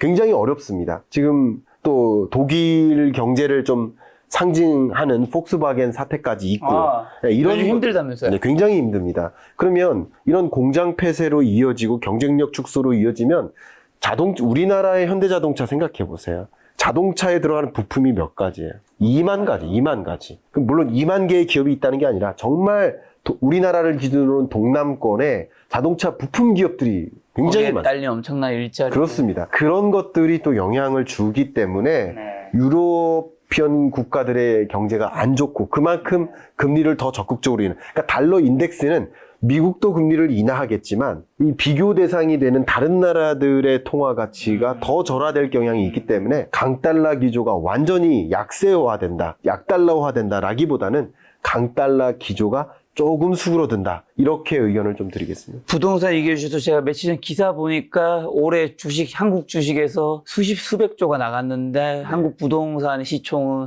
수십조가 늘었다는 기사가 있더라고요. 부동산 안 여쭤볼 수 없는데 지금 우리는 이제 피벗의 시대 2025년 경제전망 김강석 교수님과 함께하고 있습니다. 작년에 2024년 부동산 시장 전망해 주실 때 2024년 중반부터 상승세로 전환한다고 말씀을 주셨는데 적중한 것 같아요. 올해는 말씀하신 것들과 작년 말씀하신 것들 굉장히 많이 적중하셨어요. 감사합니다. 그렇게 봐주셔서 감사합니다. 시장 분위기 지금 현재 실제로는 어떤 거죠? 네, 의견을 또 역시 드릴 수 있도록 하겠습니다. 드릴 말씀은 굉장히 많아요. 근데 이 그래프를 보시면 저는 이제 부동산 시장이 뭐 상승장이었으면 좋겠다, 하락장이었으면 좋겠다, 어떤 이해관계를 떠나서 말씀을 그냥 전망하고 분석하시는 거죠? 저는 이 숫자를 전망하는 것 뿐입니다. 그렇죠. 이 숫자가 얼마일까? 2025년 한국 경제 성장률은 몇 %일까? 저는 1.9%로 전망치를 한 거예요. 그 전망치를 제시하는 게 경제 전망입니다. 그렇죠. 역시 부동산 시장에 대한 전망치를 제시하는 겁니다. 기억하실 겁니다. 22년 전망할 때 집값 떨어질 거라고 했고 23년 상반기까지도 계속 조정될 거라. 그러니까 역시 전망치에 입각해서 의견을 드릴 뿐입니다. 판단은 여러분이 하시겠습니다. 근데 기본적으로요. 시대를 구분하는 노력이 왜 중요한지를 말씀드릴게요. 아까 설명드렸지만 2020년과 21년 이 기간이 뭐라고 했어요? 완화의 시대. 완화의 시대에 돈이 제로금리로 떨어지면서 돈이 은행에서 빠져서 부동산 시장으로 이동한 거예요. 부동산 많이 올랐죠. 엄청나게 폭등했던 게. 그 다음에 긴축의 시대. 긴축의 시대 은행금리가 올라가면서 부동산 시장에서 돈이 이탈하고 은행으로 쏠렸던 거예요. 집값이 폭락하는 기간입니다. 그렇죠? 제가 이게 21년 11월이잖아요. 여기 제가 이때 집 샀습니다. 재테크 220만 유튜버 맞습니까? 아니요, 그땐 100만이었어요. 그때 100만. 지금은 좀 다른. 그리고 여기까지 왔다가 많이 회복했습니다. 네, 그렇죠. 회복은 됐을 겁니다. 자, 그런 관점에서 의견을 드린다면, 저는 이제 아까 질문 주셨던 것처럼 23년 여기 제가 숫자를 틀리게 썼네요. 24년. 이거 24입니다, 이거. 24년 중반까지는 약보합장이었다가 24년 중반 이후 강보합장으로 바뀔 것이다 라는 것은 이게 주간 단위의 아파트 매매 가격 등락률이니까 이게 플러스로 바뀔 거다라고 의견을 드렸던 것이고요. 말씀 주신 대로 가격 상승률이 플러스로 반등한 상태 맞습니다. 그럼 수도권 집값이 이렇게 가파르게 오른 이유는 뭐고, 이제는 바닥 따지고 상승으로 들어섰다고 봐도 되는 건가요? 지금 여전히 하락 얘기하시는 분들은 아니다. 9월부터 내년에 큰 폭의 하락, 이제 지금 제가 말한 거 삐처리 될 거니까 님 뭐 몇 분 계시잖아요. 네. 토론도 하시는 거 봤고 했는데 어차피 방금 말한 건 삐처리 됐으니까요. 네. 의견 드리겠습니다. 네. 일단은 여러분이 부동산 시장을 분석하실 때 수요 공급을 분석하는 수급 분석도 매우 중요합니다. 첫 번째. 두 번째는 거시경제 환경 분석도 중요합니다. 그렇죠. 방금 말씀드렸던 것처럼 지금이 어떤 시대인가만 구획을 나눠도 그래도 어느 정도의 시장일 것인지 가늠하실 수 있어요. 그렇게 보시면 좋겠습니다. 근데 한 가지 더, 기술적 분석도 저는 주식시장은 기술적 분석 싫어합니다. 이거 제가 나쁘다는 게 아니라 저는 잘 못하는 부분이에요. 근데 기본적 분석을 좋아하죠. 근데 이 부동산 분석은요, 기술적 분석이 상당히 유효합니다. 왜 그런지 말씀드릴게요. 한번 방향이 정해지면 글로 가기 맞아요. 때문에. 방향이에요, 방향. 왜냐면 제가 이유를 많이 비유를 설명드렸었는데 네. 주식시장은 양은 냄비 같아요. 근데 부동산 시장은 가마솥 같아요. 한번 대표 차가워지는데도 오래 걸리고 한번 데펴지면 또 잘 안 식어요. 기술적 분석 잠깐 보겠습니다. 이렇게 하시면 돼요. 기술적 분석은. 뭐예요? 이게 서울시의 집값 등락률이에요. 네네. 각 구별. 근데 이게 빨강색으로 표시한 게 플러스로 바뀐 구간이에요. 그렇죠, 그렇죠. 자, 보시는 것처럼 지난 6월 기준의 데이터만 먼저 보여드릴게요. 왜? 이따가 데이터 보여드리겠습니다. 이따만 해도 5월 6일을 기준으로 서울의 경우 플러스로 반등한 거예요. 근데 보시는 것처럼 주로 광진구나 뭐 마포구, 뭐 서대문구, 성동구, 또 강남 3구 용산구. 이런 지역을 중심으로 먼저 반등한 거예요. 근데 지금 기점으로 제가 오늘 업데이트를 해왔거든요. 오. 보여드리겠습니다. 넘길게요. 기술적 분석이 이렇습니다. 네네. 더 내려온 거예요. 그러니까 지금은 서울시의 어떤 구도 막론하고 다 반등한 상태예요. 와, 이거 바로 앞장이랑 같이 보니까 좀 그쵸. 소름 돋네요. 이게 기술적 분석이에요. 약간 예. 물결이 된 느낌. 예, 그렇습니다. 그리고 또 말씀을 드리면 저는 전망하는 건 서울 아파트 매매 가격 등락률을 전망하는 게 아니라 네. 전국 가격을 전망하는데 7월 15일을 기점으로 상승 전환한 거예요. 아, 전국도? 전국 평균 아파트 매매 가격도 저는 이 숫자를 전망하는 거고요. 다른 걸 전망하는 게 아닙니다. 여러분들이 여러 지역에서 이 영상을 보시겠지만 우리 동네는 집값 안 올랐는데요. 이렇게 말씀하시 맞아요. 그거 맞아요. 근데 저는 죄송한 표현입니다만 여러분 동네의 집값을 전망하는 게 아닙니다. 그렇죠. 여기서도 안 오른 좀 더러운 데가 있으니까. 예. 근데 이게 2월이고요. 지금은 9월이니까 이렇게 바뀌었다라는 것을 보셔야 돼요. 그리고 이거는 제가 표현한 게 아니라 그대로 cap처한 건데 KB국민은행에서 직접 표시한 이 주황색 이것은 유독 상승률이 높은 공간이에요. 그런데 0.4643. 그렇죠. 예. 이게 사실 이게 한 주 단위잖아요. 그렇죠. 주간. 한 주 0.46이 되게 작은 거지만 그 한 주가 지금 몇 주째. 여러분 10억에서 0.5% 오르면 한 주에 10억 집값에서 0.5%가 여기 송파구가 예. 되게 많고 그렇죠. 서초구도 하나 정도 있고 여기가 강동구, 강남 3구 근처 쪽이네요. 네. 이게 제가 대단한 통계를 가져온 게 아니고요. KB 부동산에서 제공하는 주간 단위의 아파트 매매 가격 등락률 그래프를 그냥 그대로 캡처한 겁니다. 네. 그대로 색깔만 표시한 것 뿐입니다. 네. 이게 여러분 보시기에도 이런 움직임은 물론 냉각될 수 있죠. 그런데 그렇죠. 당장 냉각되는 게 아니에요. 일단 기술적 분석도 이렇게 먼저 참조를 하시라고 의견을 드리는 겁니다. 기술적 분석만 잠깐 본 겁니다. 그리고 선행지표를 가지고 분석하는 경우도 많아요. 이거는 그 어떤 하락농자 분들도 공감하는 지표일 겁니다. 이 지표는. 이게 뭐냐면 경매 매각 동향이에요. 경매 매각 동향은 주택 거래, 그러니까 기존 주택 거래 시장의 선행지표격으로 많이 봅니다. 근데 매각률이 있고 매각가율이 있어요. 매물이 이만큼 있는데 그 중에 얼마가 매각되나. 잘 매각 안 될 때. 그때 매각가율이 어떨까요? 낮겠죠. 그렇죠. 예. 지금 매각가율이 높아지고 있네요. 예, 이게 선행지표예요. 그러니까 이게 분명 매매 가격을 결정짓는다는 게 아니라 매매 가격에 영향을 미치는 정말 다양한 수백 가지 변수를 고루 분석해야 됩니다. 그 고루 분석하는 지표 중에 하나인 거예요. 그러니까 이런 지표들이 같은 공통된 사인을 제시한다. 그러면 오르는 거라고 볼 수 있겠죠. 네. 경매 매각 동향도 매각률과 매각가율이 이미부터 올랐기 때문에 네. 그래서 24년에 부동산 매매 가격은 반등할 수 있다라고 의견을 드린 거예요. 자, 이렇게 제가 분석을 다 드리면 2시간 갑니다. 근데 다 안 말씀드리고 이걸 먼저 말씀드린 거예요. 그 다음 이제 수급 분석을 하겠습니다. 공급. 네, 공급부터 그러니까요. 말씀드릴게요. 서울 같은 경우 집값 공급이 부족해서 집값 더 오른다고 하는 의견들 있잖아요. 제가 좀 속상한 마음도 있는데 왜요? 집값이 하락하는 구간에 24년 이후에 중반 이후에 주택 공급 부족 이야기가 나올 겁니다라고 의견을 드렸었어요. 여러 차례. 근데 무슨 공급 부족이냐라고 공감을 안 해주신 적이 있어요. 근데 여러분, 건설사들이 메커니즘이에요. 건설사들이 주택을 공급할 때 가장 먼저 하는 일 중에 하나가 뭘까요? 국토교통부가 가지고 인허가 받는 거예요. 그렇죠. 그럼 인허가 건수 데이터가 있겠죠. 그렇죠. 그럼 인허가 받으면 주택 분양 공급은 언제쯤에 이루어질까요? 아무리 빨라도 3년, 4년? 예, 2년. 아무리 빨라도 2년이에요. 네. 아무리 빨라도 2년이고 건설 경기가 좋을 때예요. 그리고 통상 3년입니다. 그러면 인허가 건수의 기조를 보면 향후 공급 측면을 분석할 수 있을까요? 그렇죠. 선행 지표예요. 역시 네. 저 이런 선행 지표들로 향후 경제를 전망하는 민영 건수가 낮아지고 있는데. 낮아지고 있잖아요. 그러면 사실은 24년 전망치는 안 보셔도 됩니다. 25년을 전망할 땐 중요한 게 아니에요. 근데 일단 24년 인허가 건수가 보시면 역대 가장 낮죠. 역대. 그렇네요. 통계가 가능한 범위 내에서. 여기서 제일 낮고 예. 수도권도 제일 낮네. 자, 이 부분을 먼저 설명드릴게요. 여러분들이 좀 공감을 하실 수 있을지 모르겠습니다만 제가 이 실물 경제의 모습들을 들여다보고 분석하고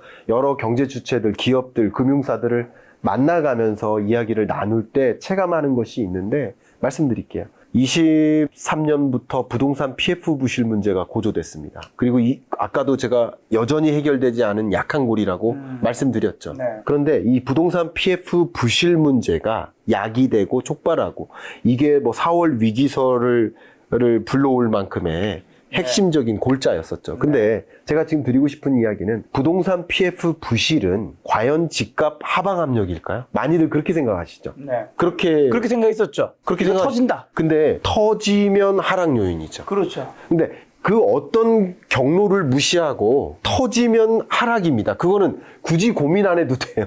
터지면 하락이죠. 폭락이죠. 경제 위기 오면 폭락이에요. 일시적인 폭락은 거칩니다. 그러니까 그게 터지는 정도인지 아닌지를 구분해야 돼요. 근데 저는 터지지 않을 거라고 판단한 거예요. 이런 경우에서. 근데 터지지 않을 거라면 하방 압력일까요? 상방 압력일까요? 저는 상방 압력이라고 보는 거예요. 오히려. 왜냐면 인허가가 없어지니까요. 그렇죠. 기업들이요. 건설사들이 대출을 못 받아요. 그렇죠. 부담스럽지. 정부도 통제를 해요. 금융 규제를 강화해요. 금융사들도 건설사 사업자 등록증 딱 보고서 건설 산업 있네? 그럼 대출 대상에서 예외됩니다. 그러면 대출이 더 추가적으로 공급이 안 되면 추가 건설을 할 수 있어요? 짓던 물건도 지을 수 있어요? 어렵죠. 이게 뭐예요? 공급을 부족하게 만드는 경로예요. 그러니까 부동산 PF 부실은 터질 경우 일시적인 폭락이 있을 수 있겠지만 터지지 않을 거라고 저는 판단했으니까 터지지 않을 경우라면 오히려 주택 공급 부족 현상으로 야기된다. 그래서 24년 인허가 건수가 급감했던 겁니다.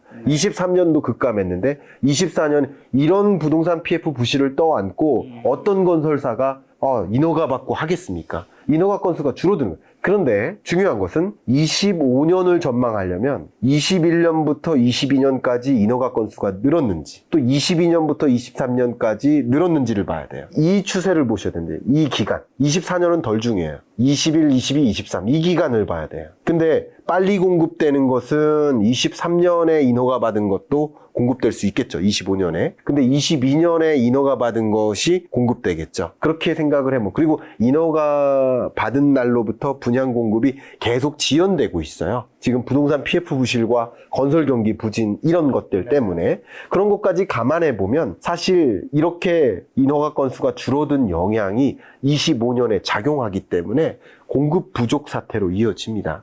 그러니까 결국 공급 부족이라는 게 아니 공급량 많지 않느냐 이렇게 하실 수 있겠지만 그러니까 예를 들면 이거예요. 지금 청년들이 일자리가 없다고 하잖아요. 그럼 정말 일자리가 없나요? 청년들이 원하는 일자리가 없는 그렇죠. 거야. 바로 이겁니다. 너도 나도 신축 선호 현상이 야기되고 있는데 신축 공급은 그것에 비해 부족하니까 이게 공급 부족 현상인 거예요. 그러면 당연히 신축이 아니더라도 선택을 해야 되겠죠. 네. 그런 과정에서 기존 주택 거래에도 작용을 주는 거예요. 어쨌든 주택 공급 부족으로 영향을 미칠 거라고 가정한다면 수급 분석에 있어서 공급 측면은 어떤 거예요? 예, 공급 부족. 가격 상승 압력으로 작용하는 거죠. 그 밖에 수급 분석하려면 수요 분석도 해야 됩니다만 공급 분석은 여기까지 답변을 먼저 드리겠습니다. 자, 근데 또 6월에 서울 아파트 거래량이 7,000건 넘었는데 7월 거래량 9,518건 신고되었는데 요즘엔 굉장히 거래량이 둔화되고 있다면서. 이거 거래량 둔화되고 있으니까 이제 살 사람들 네. 이번에 사실 집 사는 사람들 뭐 투기 수요라기보다는 실수요자가 많았는데 네. 살 사람들 많이 샀다.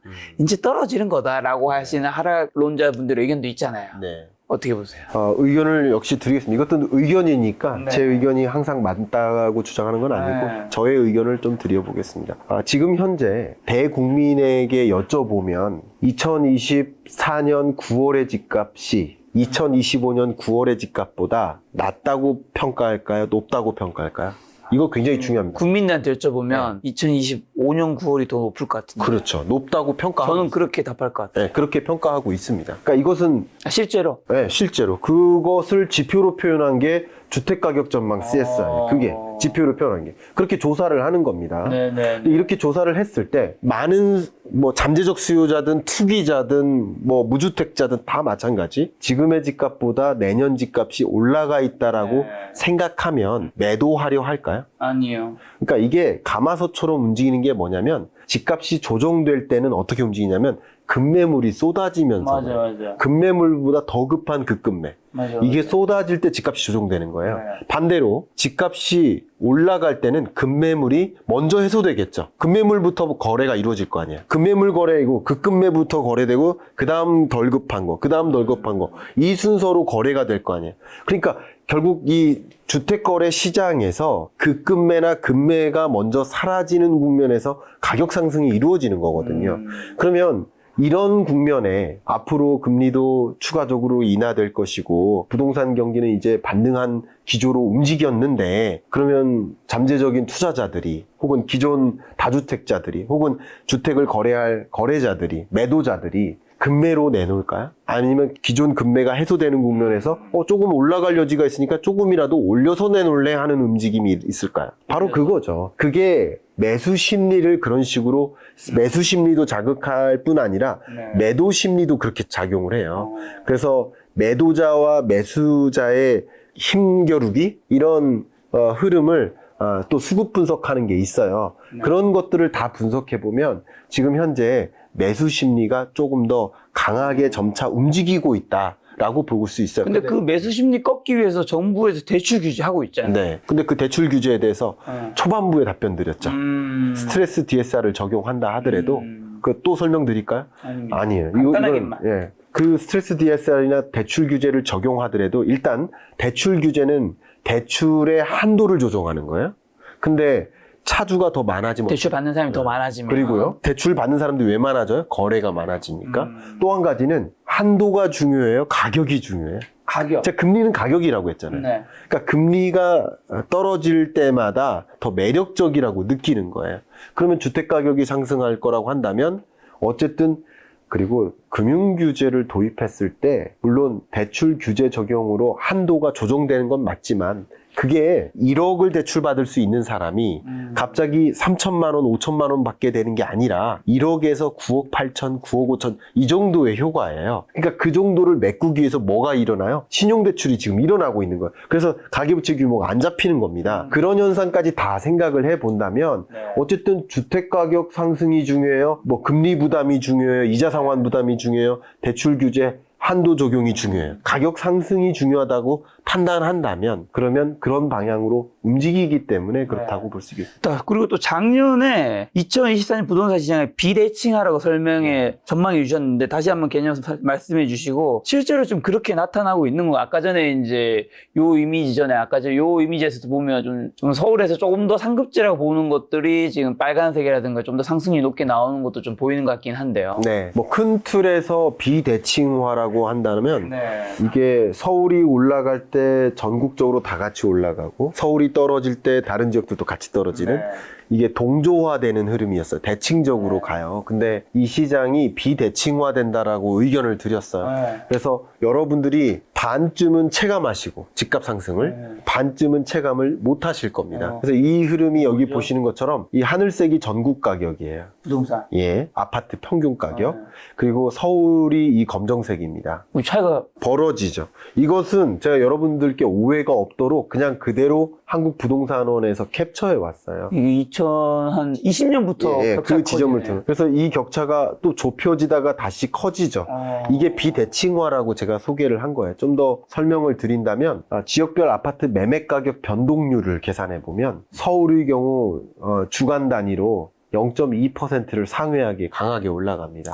주간 단위 0.2. 네, 엄청난 거죠. 엄청난 수도권은 거죠. 0.1%에 가깝습니다. 그러나 5개 광역시, 제가 지방 소멸 위험 지역이 아니라 5개 광역시도 지금 현재 대략 한 마이너스 0.05%로 하락하고 있습니다. 네. 그러니까 이게 이 비대칭화의 흐름, 네. 그러니까 모두가 같이 올라가고 그런 게 아니라 네. 여러분들이 체감하는 것이 분분하실 것이다 라는 것을 말씀드린 게 바로 비대칭화예요. 비대칭화가 이루어질 것이다라고 전망했었고, 그리고 25년도 비대칭화의 진전이라고 소개했는데 왜 그런지 말씀드릴까요? 네. 이 책에서 소개했다라는 네, 비대칭화의 진전이 일어날 것이라고 잘하고 계십니다. 네. 의견 드린 것은 오늘 김가수 교수님이 너무 바쁘셔서 요즘에 경제 읽어주는 남자 아니라 금리 읽어주는 남자 오늘 하루 FMC 있었기 때문에 오늘 방송이 몇 개셨죠? 좀 많이 있었습니다. 예. 너무 바쁘셔서 오늘 방송 시간도 저희도 2시간 딜레이가 됐거든요. 꼭 책이라도 홍보를 해드려야 됩니다. 제가 오늘 잘해주시면 25년 제가 노예처럼 부려먹어도 된다고 제가 약속을 했기 때문에 네네. 오늘만큼 확실히 밀어주시나 봅니다. 자, 말씀을 드리면 2020년부터 24년까지 우리 인터뷰 초반부에 우당탕탕하는 일들이 있었다고 했죠. 그 우당탕탕하는 일들 속에서 자본시장, 자산시장에 한 가지 우리나라는 거대한 구조적 변화를 또 만나요. 그게 뭘까요? 인구구조 변화예요. 아, 그렇죠. 근데 인구구조 변화에서 중요한 게 인구 감소 때문에 집값 하락하는 거 아닙니까? 라고 생각하시는 분들이 계세요. 근데 그 인구 감소에도 불구하고 집값은 상승할 수 있다라고 저는 생각을 해요. 왜 그러냐? 이게 집값이라고 해보면 한번 눌러봐 주세요. 근데 떨어져요, 안 떨어져요? 안 떨어져. 그러니까 제가 무슨 말씀이냐면 인구 감소는 하방 압력이라고 생각해요. 네. 인구 감소가 상방 압력은 아니에요. 그러나 인구 감소라는 하방 압력이 주어져도 상방 압력이 더 크면 오를 수도 있는 거예요. 그래서 어떤 하방 압력들이 있는지, 어떤 상방 압력들이 있는지 그걸 다 분석을 해 보셔야 됩니다. 네. 그렇게 부동산 시장을 바라보셔야 된다고 의견을 드릴게요. 네. 근데 제가 뭐라고 말씀드리냐면 한 가지는 아주 작은 근거, 인구 감소에도 불구하고 집값이 상승할 수 있는 이유는 가구 수가 늘어서다. 가구 구조의 변화다. 거주 수요가 느는 거야. 또 역시 혹자는 1인 가구가 늘어나는 현상이 어떻게 이들이 집을 매수할 수 있습니까? 이렇게 또 말씀을 하시더라고요. 근데 그 부분에 대해서 말씀드리면 죄송한 표현입니다만 반드시 집을 매수할 여력이 없으신 분이 반드시 매수하는 부동산 시장의 구조가 이미 아닙니다. 다주택자들이 임차 주는 구조잖아요. 제가 무슨 말씀 드리냐면 가구 수가 늘어나면 거주 수요가 늘어나니까 다주택자들이 혹은 내 집 마련 수요자도 마찬가지, 실거주자도 마찬가지 매수를 할 수 있는 여건이 더 조성되는 거예요. 수요가 늘어나니까. 네. 그렇기 때문에 수요세는 강한 거고요. 더 중요한 거, 왜 비대칭화냐? 이 부분 말씀드릴게요. 인구의 증가 감소, 인구 증감보다 더 중요한 것이 있다. 그게 인구의 이동입니다. 그래프 보십시오. 인구 구조 변화를 볼 때 수도권 인구는 계속 늘어나고 전체 인구에서 수도권 비중은 계속 늘어납니다. 이 빨간색이 수도권 비중인 거예요. 비중이고 밑에 주황색이 수도권 인구예요. 그러니까 전체 인구는 줄어들기 시작하잖아요. 줄어들기 시작했죠. 그죠? 근데 수도권 인구는 지금 통계청의 인구 추계에 따라서 그대로 전달드립니다. 그 통계를 제가 그래프로만 그린 것 뿐입니다. 계속 늘어나요. 수도권 비중이 46%나 돼요? 네. 그러니까 인구 감소 때문에 집값 떨어진다. 라는 것은 네. 사실 저는 전제하기 어렵겠다라고 말씀드려요. 왜냐하면 수도권은 인구가 계속 늘고요. 가구 수는 더 크게 늘어요. 근데 인구 감소 때문에 집값 떨어진다라는 표현은 좀 한계가 있다. 왜 그러냐면 지금도 비슷한 현상이에요. 서울 수도권을 중심으로 집값이 반등했잖아요. 네. 그 전국 아파트 평균 가격은 어떻게 됐어요? 아까 반등했죠. 근데 지방은 반등했어요? 안 했어요? 안 했어요. 아니죠. 그러니까 이게 수도권의 기여도가 강하기 때문에 전국 집값 중에 비수도권의 집값은 떨어져도 수도권의 집값은 반등한다면 네. 전국 평균 가격은 어떻게 되는 거예요? 반등하는 구조인 거예요. 그러니까 이렇게 저는 이 숫자를 전망하고 있기 때문에 인구 구조 변화로 봐도 수도권으로의 인구 유입이 더 야기되기 때문에 그래서 그렇게 말씀드리는 거고요. 한 가지 더 강조해 드린다면 인구 구조 변화와 함께 집값 하락이 될 거다라고 말씀하시는 분들께 의견을 드린다면 인구 소멸은 더 가혹한 인구 소멸을 유도할 것이다. 왜냐하면 인구가 줄어들어요. 그러면 학교가 어떻게 될까요? 통폐합되거나 통폐합되겠죠. 폐교되죠. 그러면 이 학교라는 인프라가 줄어들면 남아있던 인구도 어떻게 될까요? 떠날 가능성이 높죠. 인구 소멸은 인프라를 소멸시키고 기업들도 인력 구하기 힘드니까 나가고 그러면 더 인구는 줄어들어요. 그래서 지방 소멸은 또 다른 지방 소멸을 야기해요. 그러면서 인구는 더 집중화됩니다. 그러니까 집중화가 좋다는 뜻이 아니에요. 집중화되는 현상이 있을 수밖에 없다라고 의견을 드리는 거슬 거예요. 수 없는 추세 같은 그렇죠. 거죠. 그거를 말씀드리는 거예요. 그럼 그런 것과 함께 이 시장을, 부동산 시장을 견주해 보신다면 비대칭화가 전개되는 것이라고 해석할 수 있을 뿐이지 이게 전국 평균 가격이 떨어질 거라고 보긴 어렵습니다. 그래서 전국 평균 가격이 올라가는 현상을 놓고 나 부동산 시장 이렇게 진단했어 라고 선뜻 의사결정 내리시면 안 되고요. 비대칭화라는 이 부동산 시장의 트렌드를 장착하고 부동산 시장을 보시고 의사결정 내리시는 것을 좀 추천 의견을 드리고 싶습니다. 내 집 마련 의사결정 하실 자, 때. 그럼 2025년 부동산 시장 전망해 주시고 그리고 좀 더 길게 향후 10년 장기 전망을 해 주신다면요. 네. 이런 추세가 이어진다고 보시는 것 같아요. 네, 그렇습니다. 이런 추세가 저는 장기적으로 일어날 것이라고 보고 있고요. 특히 제가 생각하고 있는 가장 강하게 생각하고 있는 장기 전망부터 해드릴게요. 왜냐하면 내 집 마련을 하는데 지금 1년 살려고 사시는 건 아니잖아요. 그러니까 보통 뭐 5년, 10년 사니까. 그러니까 제가 투자자를 위해서 말씀드린 게 아니라 내 집 마련을 위해서 고민하시는 분들께 의견을 드리는 겁니다. 제가 이 장기적으로 어쨌든 인구 감소라는 압력이 있다 하더라도 상승할 수 있다라는 의견을 드리는 것은 그럴 수도 있다라는 의견을 드리는 것은 바로 돈의 가치입니다. 아마 1980년대 짜장면이 얼마였나요? 80년대요? 네. 얼마죠? 저는 82년에 태어났어요. 네, 80년대 짜장면이 한 500원 했었어요. 네. 근데 지금 짜장면이 10,000원이에요. 만 원. 근데 그 가격이 중요한 건 아니에요. 그리고 제가 혹시나 오해하지 마세요. 짜장면 가격이 오르니까 집값도 오릅니다. 이 얘기를 하려는 게 아니에요. 그 얘기가 아닙니다. 제가 이렇게 드리려는 이야기는 짜장면 가격이 왜 올랐을까를 제 질문 드리는 거예요. 왜 올랐을까요? 돈의 가치가 떨어졌기 돈의 때문에. 가치가 돈이 그만큼 많이 풀렸으니까. 여러분, 많은 분들이 이렇게 얘기해요. 지금 집값 비정상 아닙니까? 그 말씀 멋있어요. 비정상입니다. 저도 그렇게 생각합니다. 이 말씀 멋있어요. 그런데 전망할 때는 그 표현이 적절함을 얘기하는 게 아니라 전망할 땐 도움이 안 돼요. 왜냐하면 잠실 아파트가 처음 등장했을 때 몇 천만 원이었어요. 이게 1억으로 오를 때 비정상이라고 울부짖었어요. 1억이 2억 될 때 역시 비정상이라고 울부짖었어요. 그게 5억 될 때 또 비정상이라고 했어. 언젠간 또 떨어진다. 어떻게 3천만 원짜리가 5억이 될 수 있느냐. 그리고 5억짜리가 10억 될 때 비정상이라고 울부짖었습니다. 그리고 10억이 20억 될 때, 20억이 30억 될 때 계속 비정상이라고 울부짖었어요. 그런데 부동산 시장은 비정상적인 겁니다. 부동산 시장은 비정상적인 거고 앞으로 정상적일 거라고 보시나요? 앞으로도 비정상적인 거예요. 나의 소득 수준을 감안해 봤을 때 어떻게 10년 동안 내 소득을 한 푼도 쓰지 않고 모아야만 평균적인 집값을 내가 감당할 수 있을까? 비정상적인 거 맞아요. 그러나 정상화 될 거라고 희망적으로 의견 드리고 싶지 않아요.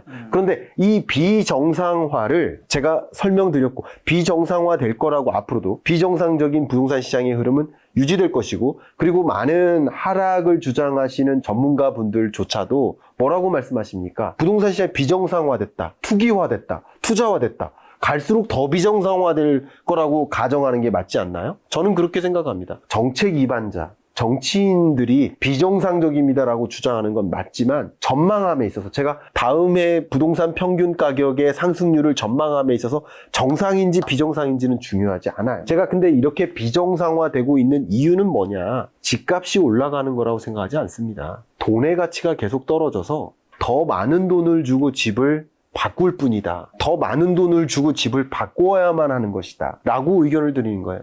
여기 그래프 한번 보세요. 이게 우리나라 물가지수예요. 물가지수가 한 해라도 떨어진 적 있습니까? 계속 오르는데요. 저는 이 한국은행 통계청에서 발표하는 물론 통계청 데이터입니다. 한국은행에서도 공표를 합니다. 이 데이터를, 이 선은 물가 상승률이에요. 근데 물가 상승률도 0을 밑돌지 않았죠. 그러면 계속 물가 상승률은 어떻게 했던 거예요?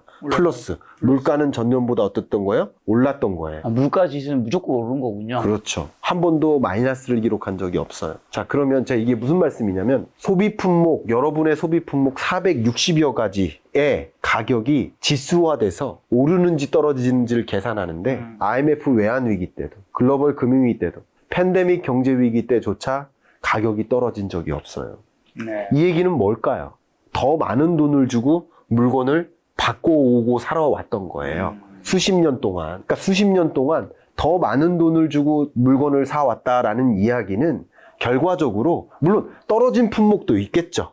쌀 가격 떨어졌잖아요. 근데 제가 항상 강조하는 거는 거시경제를 볼 때, 어떤 시장을 볼 때 제가 연준의 표현을 좀 인용하겠습니다. Any particular point. rather than any particular point.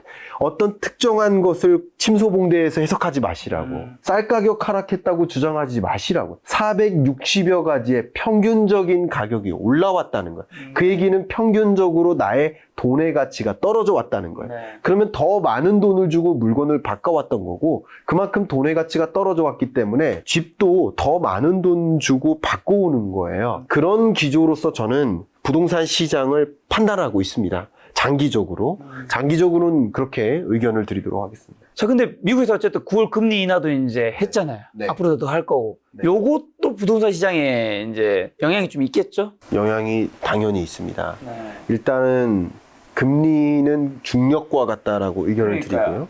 앞서 계속 설명드렸지만 주식시장에는 기본적으로는 긍정적이나 위험 요인들이 몇 가지 있다고 말씀드렸잖아요. 네. 근데 부동산 시장 같은 경우는 주식시장이 상대적으로 불안한 변동성이 심할수록 부동산 시장밖에 없네라는 생각을 투자자들로 하여금 가져가게 만들어요. 돈의 유입을 만들어요. 제가 그 얘기를 드리는 겁니다. 일단 금리가 떨어지면서 자산가들이 은행에 둘 필요가 없구나, 이제 부동산으로 옮겨야겠구나 하는 의사결정을 더 강화시킵니다. 대출에 대한 의사를 강화시켜요. 왜냐하면 대출을 규제하더라도 대출 금리가 더 싸지네? 변동금리로 대출 받아볼까? 하는 의사결정을 갖게 만들어요.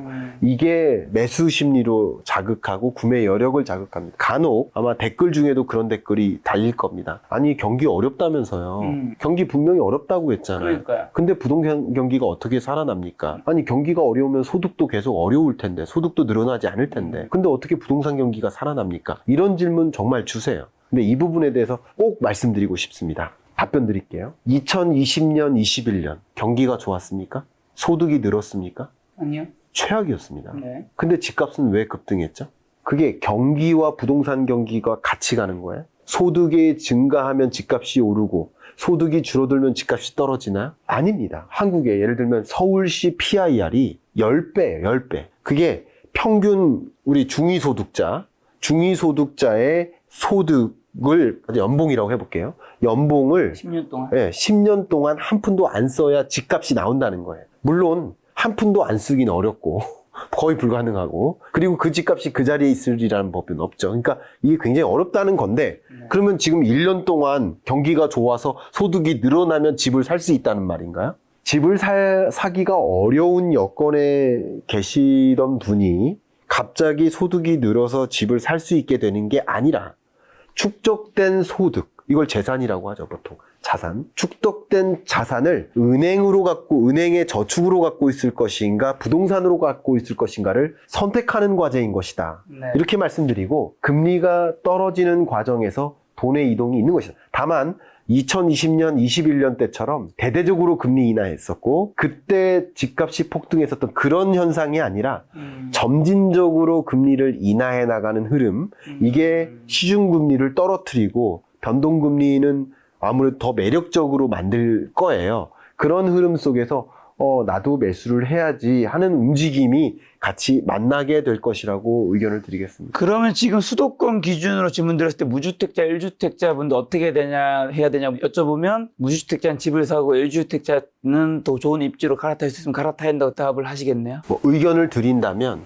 네. 답변이 된 것 같습니다. 왜냐하면 이제 매매 가격에 너무 많이들 이제 예민하시고, 네. 제가 투자를 이렇게 유인하는 사람이 절대 아니고 향후 어떨 거냐에 대해서 답변을 드리는 거고, 투자 의사결정 내 집 마련 결정은 여러분이 하시는 겁니다. 저는 이제 어쨌든 매매 가격이 앞에 말씀드렸던 것처럼 24년 9월보다 25년 9월의 집값이 올라가 있을 것이다 라고 의견을 드리고요. 장기적으로 플럭추에이션은 있겠지만 돈의 가치가 장기적으로 추가적으로 떨어져서 더 많은 돈을 주고 집을 바꿔야만 하는 돈과 바꿔야만 하는 환경에 장기적으로 놓일 것이라고 저는 생각하고 있기 때문에 그런 어떤 흐름 속에서 여러분이 여러분의 상황에 맞게 의사결정을 내리시기를 좀 추천드리고 싶습니다. 근데 이 지역구 아파트 매매가격 변동률이 21년 데이터부터 있는데 네. 이렇게 거의 비슷하잖아요. 요때부터 벌어지잖아요. 네. 요때부터 벌어진 이유랑 요 벌어진 거는 앞으로도 계속 벌어지는 거예요.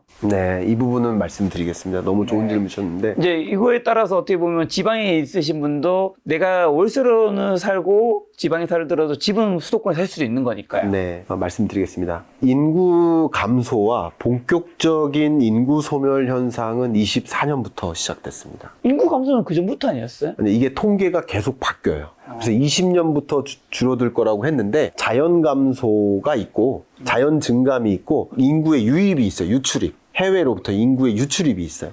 이걸 다시 가감해가지고 인구 통계를 추계하는데 지금으로서는 24년부터 본격적인 감소가 있다라고 20년부터 23년까지는 그냥 지지부진한 느낌? 네, 그런 느낌이라고 의견을 드리겠습니다. 이 통계청의 인구 추계 결과를 그대로 전달해 드리는 거니까 저의 의견이 아닙니다.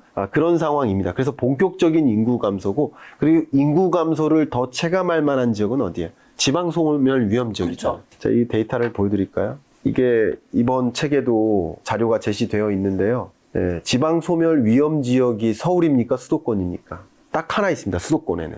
옹진군.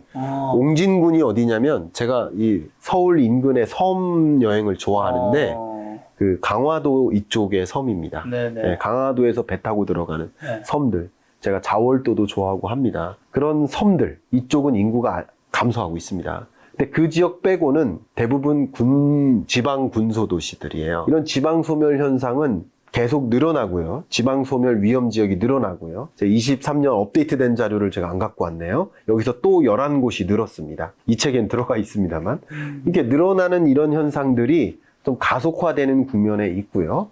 그런 국면 속에서 또 지금 정책 제도적으로 뭐가 있어요? 지금 수도권에 뭐 하겠다는 거야? 반도체 클러스터 만든다. 그럼 기업들이 유입됩니다.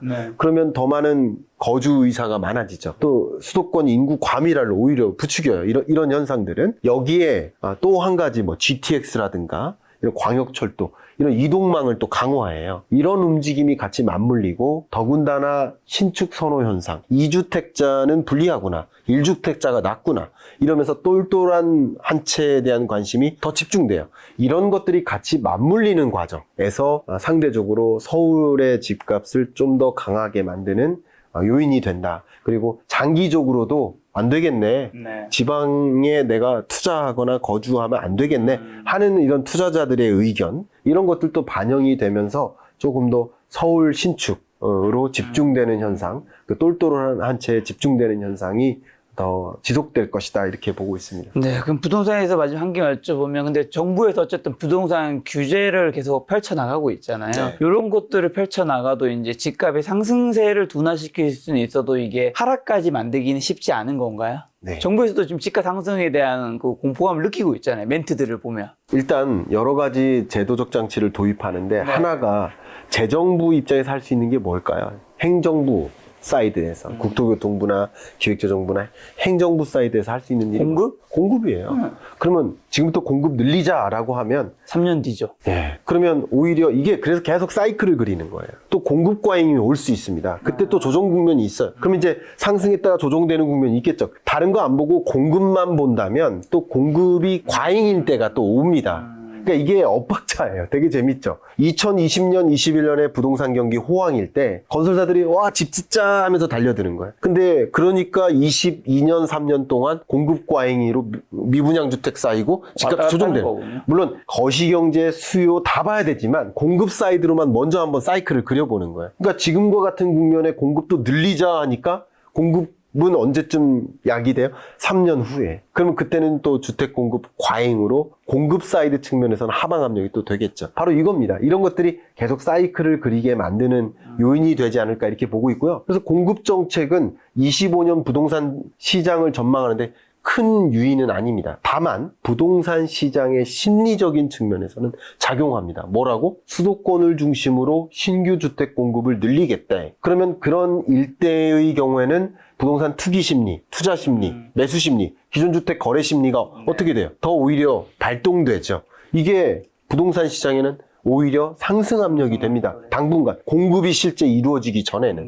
또 한 가지 뭐 대표적인 것만 말씀드릴게요. 현 정부의 주택 공급 대책 중에 급기야는 뭐 예를 들어 그린벨트를 그린벨트를 해제해서 주택 공급을 하면 그린벨트 해제와 동시에 그 지역에 대한 투기, 투자 관심이 집중되죠. 그러니까 이게 정말 궁극적으로 수도권 집값을 잡는 정책일까를 한번 고민해 보셔야 됩니다. 정책적으로도. 그런 것들이 오히려 이 부동산 시장의 안정화를 초래하기보다는 오히려 변동폭을 더 만드는 요인이 된다. 가장 대표적으로 정부가 하는 정책 중에 뭐 지방 부동산은 좀 균형을 만들어 보자 하면서 지방 신도시를 건설해요. 이 신도시 건설할 때 어떤 정책을 보통 가동하나요? 보통은 공사들. 공공기관들을 먼저 이동시켜. 그렇죠. 그러면 공공기관 따라서, 공사 따라서 공급업체들이 또 민간기업들이 그쪽으로 집중되겠구나.